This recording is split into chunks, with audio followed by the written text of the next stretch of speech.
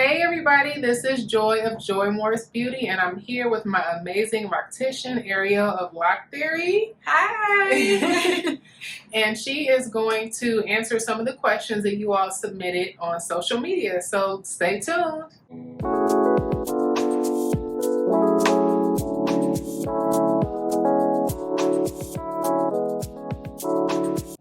Thanks for the questions, you guys. I feel honored to answer. The first question, it was, what did I do before I started doing Sisterlocks? And I was actually a dialysis technician for 6 years. I really didn't want to be a dialysis technician at all. It just kind of fell in my lap. Life happened. I went to school. I had my undergrad degree in media and marketing. And as I was a dialysis technician, I was taking pictures. I used to take pictures for weddings, and I did photography on the side. I actually still have a photography page on Instagram. It's called Lots of Lenses. And I did that, and that's when I kind of knew I wanted to be an entrepreneur. It wasn't until my friend had suggested trying to do Sisterlocks. My friend had Sisterlocks, and her friend did Sisterlocks, and she told me that her friend made 6 figures doing Sisterlocks. And I said, 6 figures doing Sisterlocks? What is Sisterlocks? I really didn't even know what Sisterlocks was. Like, I knew because I've heard of the hairstyle, and my friend was telling me about how she was about to get Sisterlocks. And that was kind of my introduction to Sisterlocks, knowing how much someone made by doing Sisterlocks. And I was already good with doing my own hair, putting quick weaves in or styling it and things of that sort, but I was not good with doing natural hair. But once I figured out, it's basically interlocking. And once I got that down packed, I was good to go. Now, for all the people who are considering taking a Sisterlock or micro lock class, it's not easy in the beginning. I took the class in November of 2018. I didn't get my first client until March of 2019. You know, being a trainee or being a beginner, nobody really wants to give you a chance because you don't have any work or you don't have any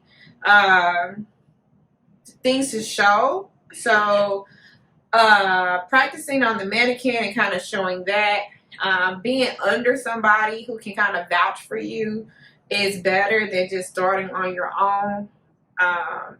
And just having people that support you and willing to give you a chance, like family members who's been thinking about it. It's a good start, but it took me a while to get to where I am today. But I do suggest it for anybody who's in between careers or really don't know what the next place in life will be, because never in a million years I would say that I was going to be a Sisterlocks consultant.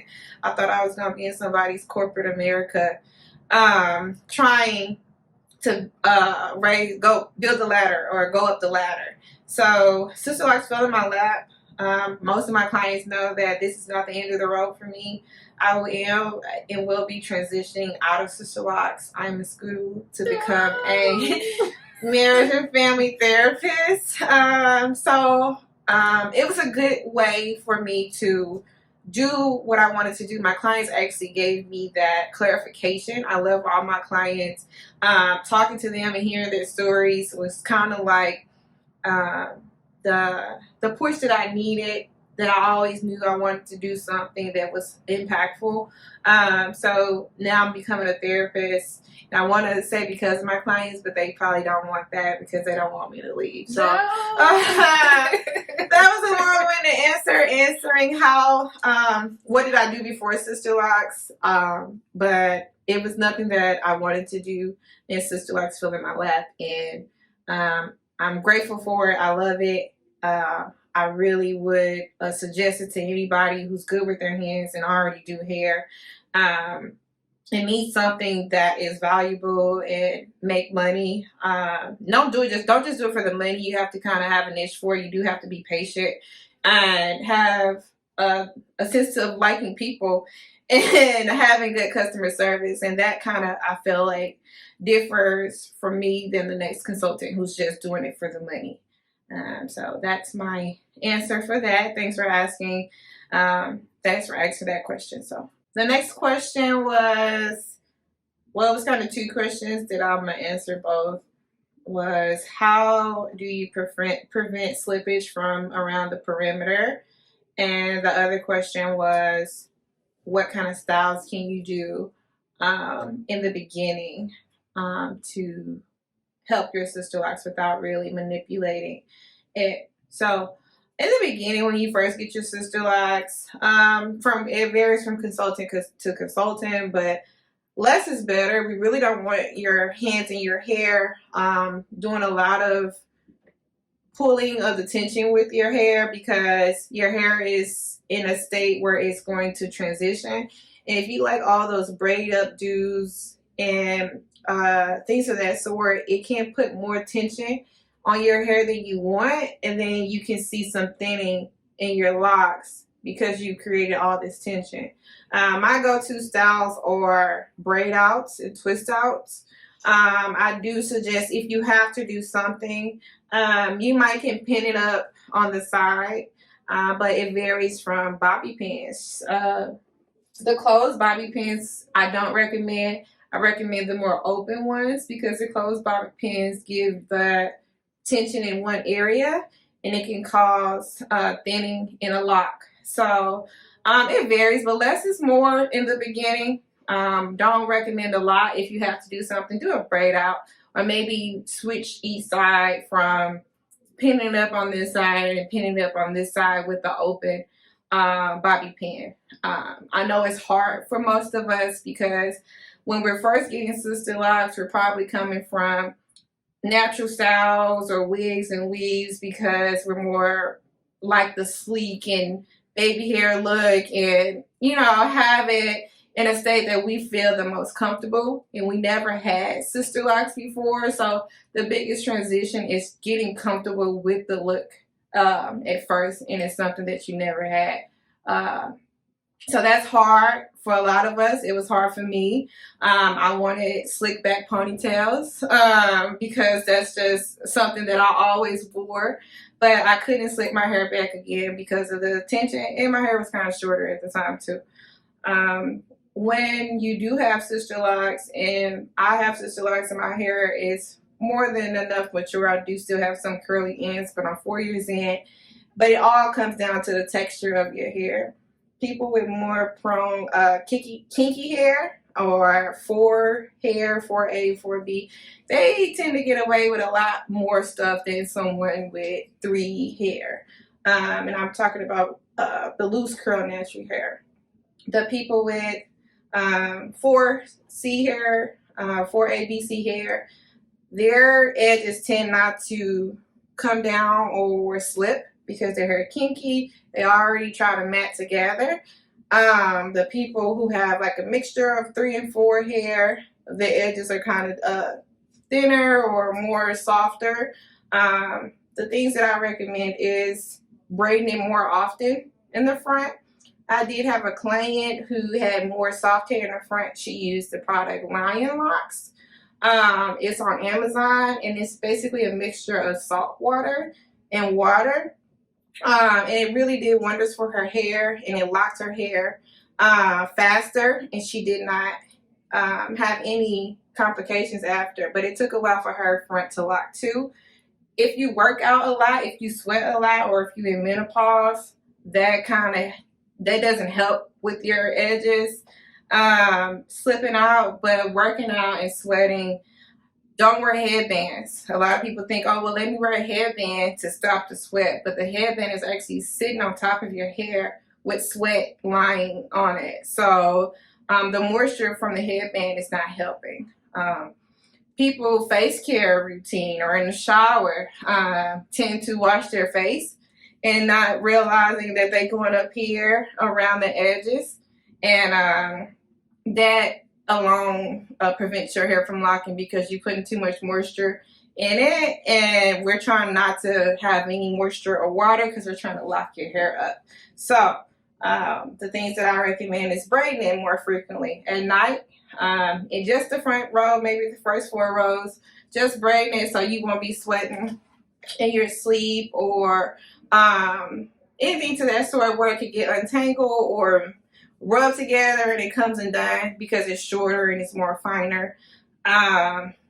Try the Lion Locs product. The Lion Locs products help my client, and I recommend to other clients who feel like they've tried everything and it just hasn't, and nothing has worked. Braiding it more frequently, and just leaving it alone.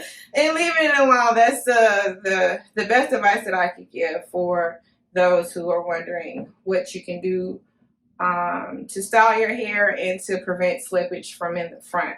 If you tried all those things and you just still have slippage, try making them bigger. The smaller locks tend to come down faster. Say you just need bigger locks in the front in order for it to stay. That's my best advice for those who have slippage and need hairstyles. The next question was, how long should you wait before you should have your locks professionally colored? And that question I get almost all the time, especially with the change of seasons. Unfortunately, our rule of thumb is to wait a year. Again, it does depend on texture, of hair texture. Now, if you start off with short, kinky hair, the hair texture, in my experience, have tended to lock faster than any other locks that I've done. And so it may not have taken a year for that person in order to have a mature lock that's no longer going to unravel, bunch up, or come down. So they might can go in at 9 months. But I don't recommend it. Color does change the texture of your hair. You do have to do a little bit more TLC with colored locks, especially for those of you who want to go blind or bleach your hair and then have a different color. Is it possible? Yes. Do people do it and be fine? Yes. But the rule of thumb is a year. And some people, even after a year, if you have more curly texture hair, you have to wait a little longer because your hair is still prone to slippage. It's still going to be affected by the different texture because of the bleach ends that it causes your hair to change. We don't want that. And you don't want your hair to break off. Because the main reason we don't want you to do or color your hair sometimes causes you to need to condition and moisturize your hair. With locks, we're trying to get them to lock up. So conditioning or moisturizing your hair or adding those sprays or more so for detangling. And because you have locks, we don't want them to come down or detangle. So we really want you to have a good lock that's mature enough to sustain color before you decide to do something dramatic with your hair. Now, rinses or what's it called? Semi-permanent color. Some people do go against the grain and try those before. And some it works, some it don't. I mean, it's your head. You do what you want with your hair. But I would suggest, if you are going to go against the grain, try a rinse first. But my experience, these waxes that are out here, they are actually beneficial to a lot of people because they're not permanent, they don't change the texture of your hair, and they actually give you the color that you want just by applying the wax, and then you just wash it out and then you do it again. Apparently it lasts a long time. So if you want to color your hair and you have locks, try the wax first. The wax is better in my opinion. So try that, and don't be so color happy. It just seems like when clients get locks, the next thing they want is color. It's like, oh no, I just need a change. I need something different. Nothing wrong with it, but you do have to respect the process, and you really have to go through the motions in order to have a successful pair of head of locks, in order for it to look nice, and to be consistent from root to end.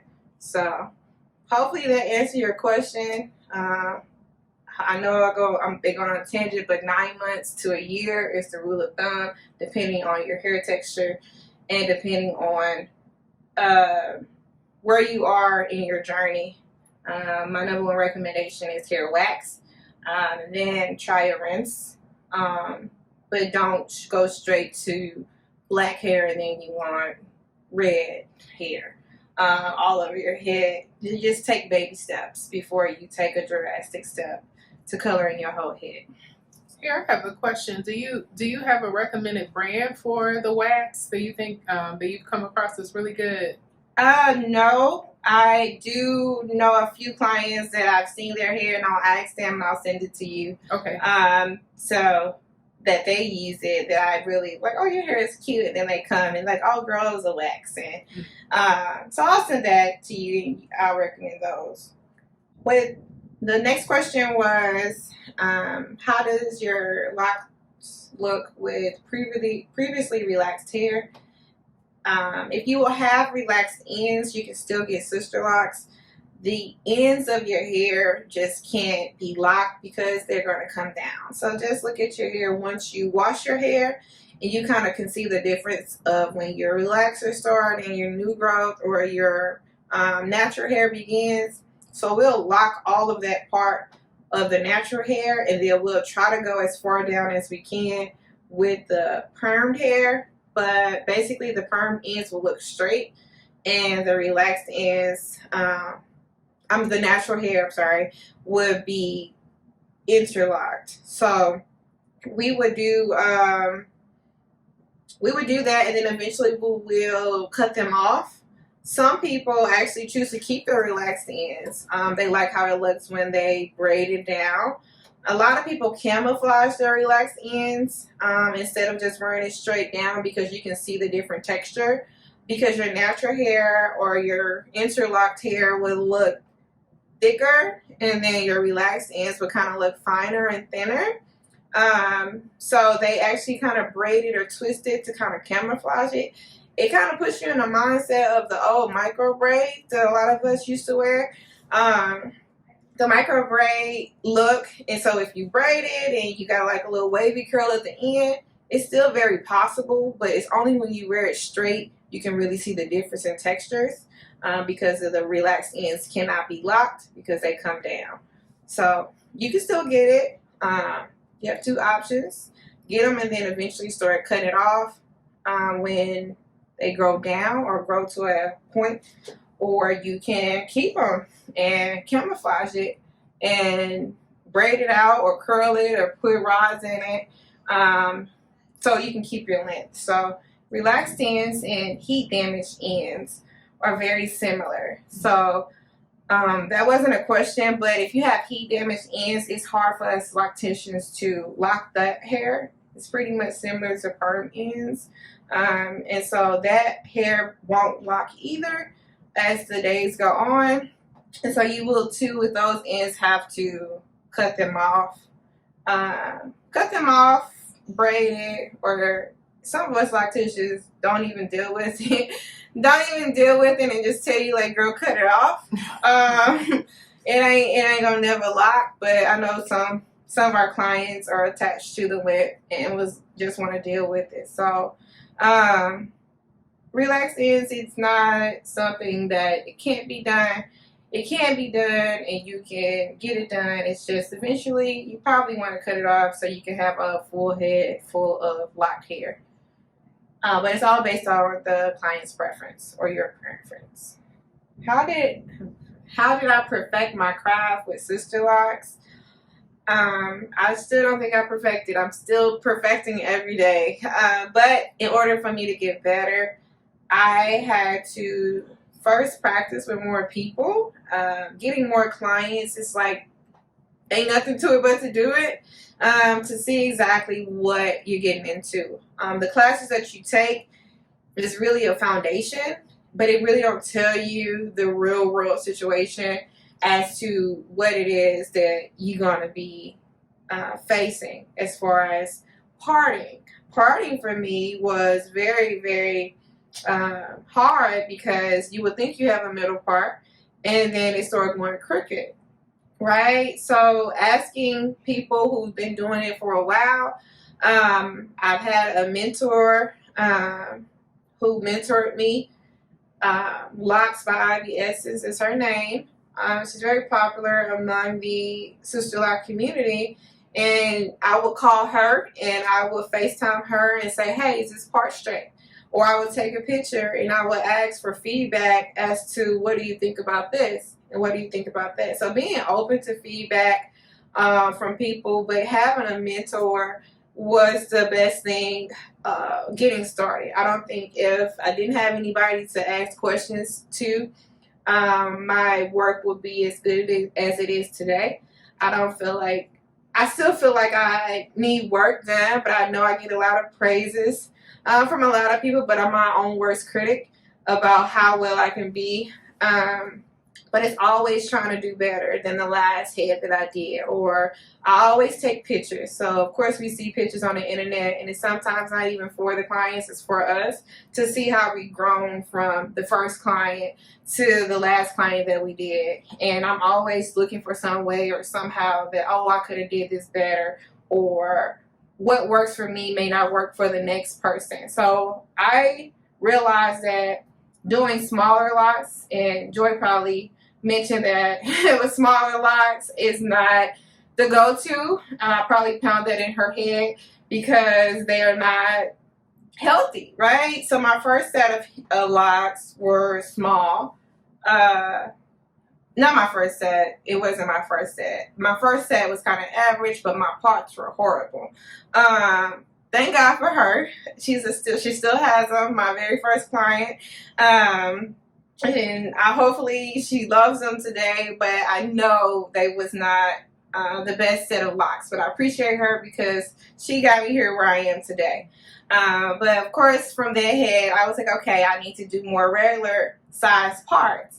And I was afraid of them being too big. So I did my cousin's hair, and her locks were small. She got about 500, 600 locks. And I used to do her reties, but I did not like to see her coming because her locks were so small. And her locks were more prone to breakage. She could not miss reties because they were hanging on by threads, literally because they needed a retie. And she had to be, it was more fragile with small locks, and she had more softer hair. So knowing the difference of who needs small locks and who needs bigger locks, they don't tell you that. They don't tell you about the people who are thinning or have low density hair. So it's more so not being afraid to kind of tackle what you don't know and asking help when need to, and not assuming that you know everything.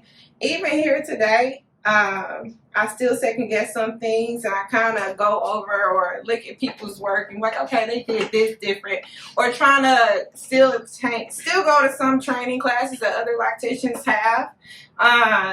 My mentor, she did a speed training class, but thankfully she taught me that before the speed training class. But she gets on live and starts talking about whatever it is going on in the loc community. I try to listen and take notes and things of that sort. So shout out to Ivy who's helped me along the way. And I know if I needed her today, she would answer the phone and help me. So perfecting my craft is a daily struggle, a daily task that I'm trying to get there. But other than that, practicing and doing it and getting in people's head and figuring out what it is you have to do in order to get better is how I perfected my craft, if you want to say perfected. So that's pretty much it. Can you wear accessories in the beginning? Just don't. Don't wear accessories. It's heavy on your hair. And again, we don't want the tension or the pulling. You'll get there. It's going to come. But we don't want any holes or thinning in your locks because you wanted to put a rubber band on one part and now it's pulling.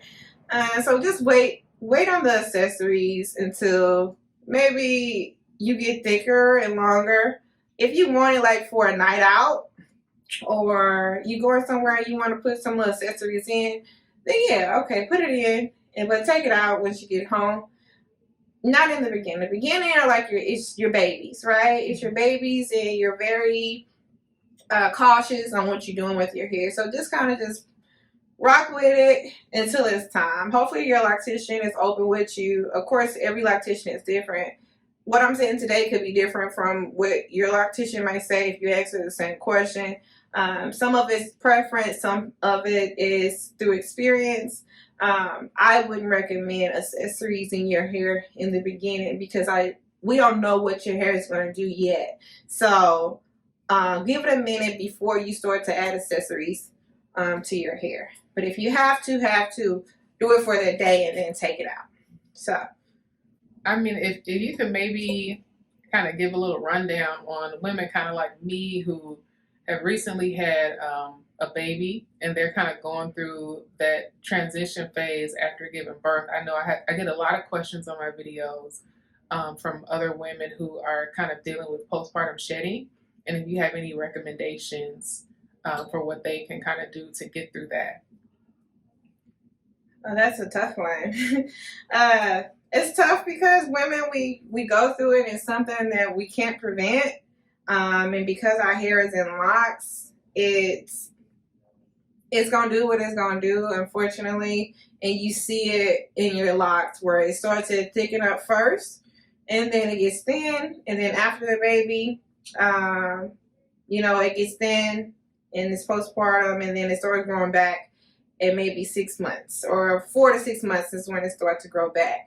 And it happens to the best of us, but to actually get prepared for it, and that's just to know it's going to happen. It's going to happen, and it's not nothing that you can't do. But luckily, there's locticians out here who can reattach and who can fix it and do all those things that we really didn't know in the beginning to do with your hair. But now, with it, if you see it happening in your hair, I always tell my clients to twist it with the next one next to it so it won't break off. We're trying to save it before it breaks. If you a lot of people, make sure you're taking your prenatal vitamins, but don't stop when the baby is born. Keep going until all your hormones kind of regulate back in place so it won't be so dramatic, because we see it in our hair first.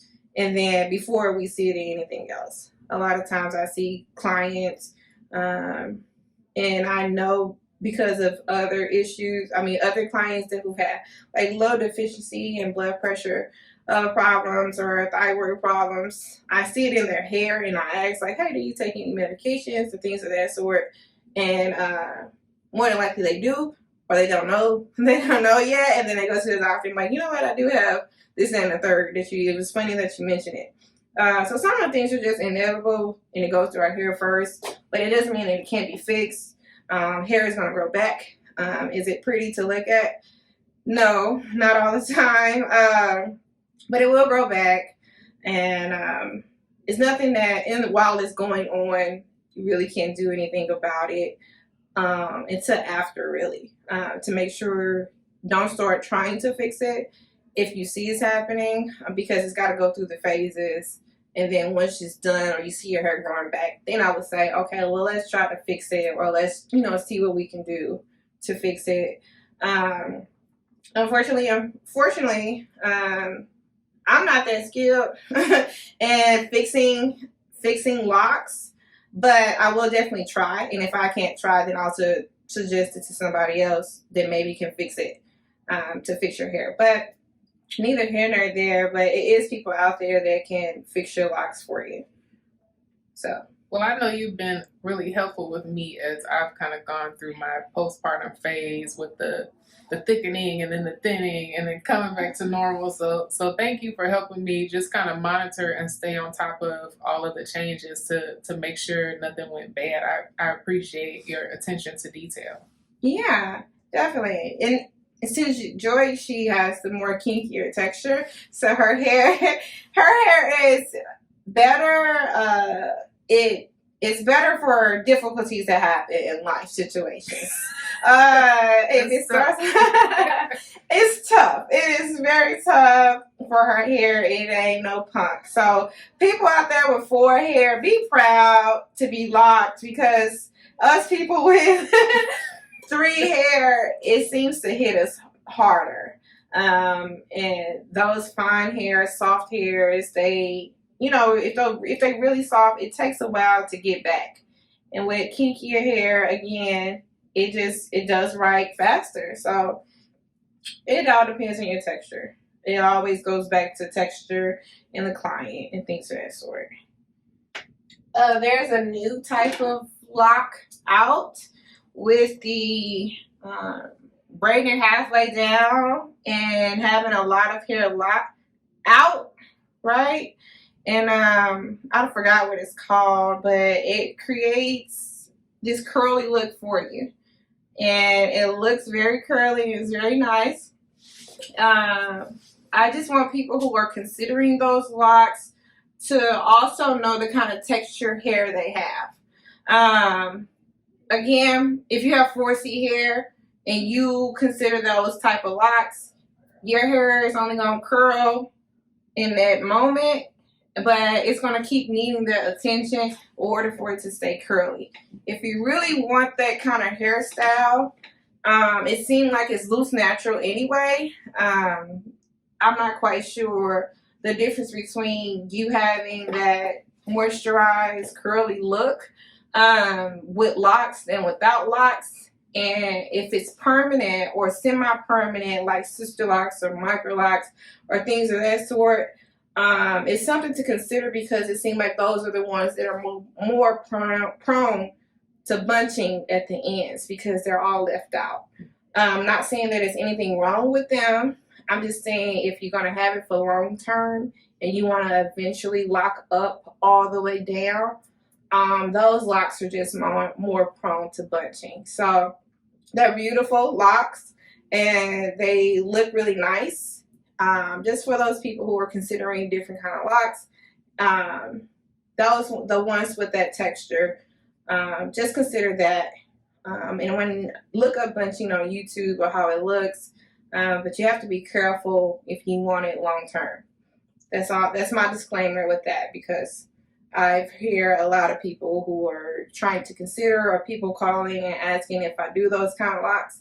I don't, because I feel like it's kind of setting it up for repairs in the future. So take that in consideration. That's my thumbnail. Well, thank you so much, Ariel, for taking some time today to answer some of the questions that were left on social media. I appreciate you sharing your expertise with all of us, and I appreciate you just helping me through my entire journey, because, I mean, you are the only person who has ever touched my Sisterlocks. You installed them, you maintain them every 6 weeks, and I will always be indebted to you just for helping me kind of walk down this path. That's why I was so happy that you agreed to Q&A today, just so we could share some of your wisdom with some of the people out there. And if any of you all want to look up Ariel on social media, you can find her on Instagram. Her Instagram handle is Loc Theory. That's LOCTHEORY. So feel free to go ahead and follow her, and just keep checking out her portfolio. And if you have any other questions, you can reach out to her directly. I'm sure she'd be happy to answer any of the questions that you send her way. Thanks so much, everyone, for watching, and take care. Bye. Bye.